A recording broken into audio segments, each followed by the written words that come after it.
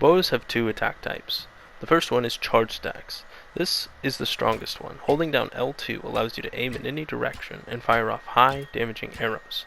It also allows you to switch between any arrows you might have in your inventory. Holding down square or pressing it rapidly will fire off arrow chains, which deal less damage but allow you to backpedal, potentially avoiding enemy attacks. The sword attacks in wide arcing patterns and deals medium to low damage. It's great for taking out groups of enemies, but it deals considerably less damage than a bow does.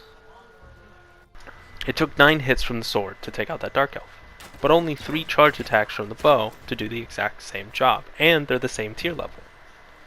The bow excels at dealing high amounts of damage from a safe distance, especially against single targets. It might get a little dicey if there's multiple targets, but the bow still does more damage than melee weapons. You just have to decide whether or not there's few enough enemies for you to use the bow. As you see here, I fight against this ogre and defeat him with little trouble. I'm barely even in risk, because all of his attacks are slow and easily avoidable, and I'm not having to get into melee range when fighting him. The bow isn't just the safer option, it is the stronger option when fighting single target enemies with high health pools. That same might not be able to be said against smaller enemies, and using the chain attack combo where you just fire off arrows in rapid succession isn't going to deal more damage than your average melee weapon. As you see here, a tier 1 sword is doing more damage than a tier 2 bow because of the chain attack. Another key point of the bow is its versatility.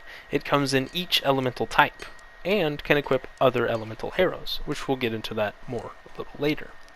When deciding what bow to build, it's important to know the resources on hand, as well as what kind of role you're going to be filling in the game. It's not too important, but it is important in the fact that you can capitalize on the high damage of the bow by using elemental types that the enemies are weak against. It's also good to complement your bow with a strong melee weapon of a different elemental type. That way you're capable of taking on different types of enemies.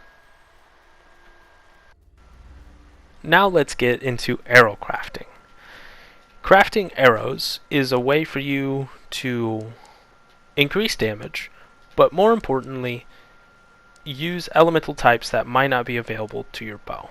The first 2 arrows, explosive arrow and arrow, I like to call these neutral arrows because they take the elemental type of the bow and apply it to the arrow. The other elemental types, thunder arrow, fire arrow, etc., they will override the elemental of the bow. So if you have a fire bow and you shoot a dark arrow, it will become dark damage.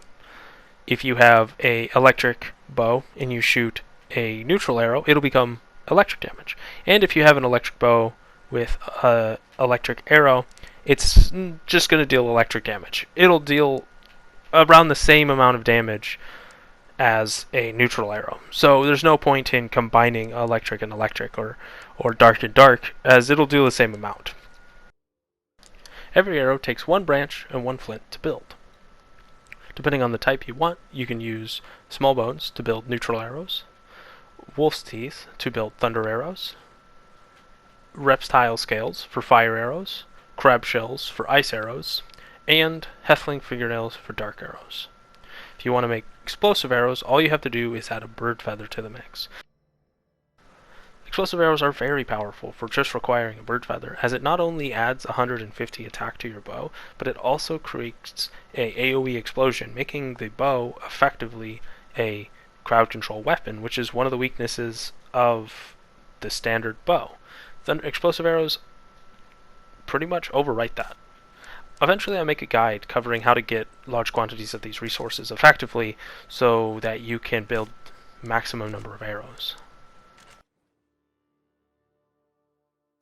Bows are undisputed when taking down Jotun. They deal high damage, keep you at a safe range, and they can be fine-tuned to the element that you need them to be.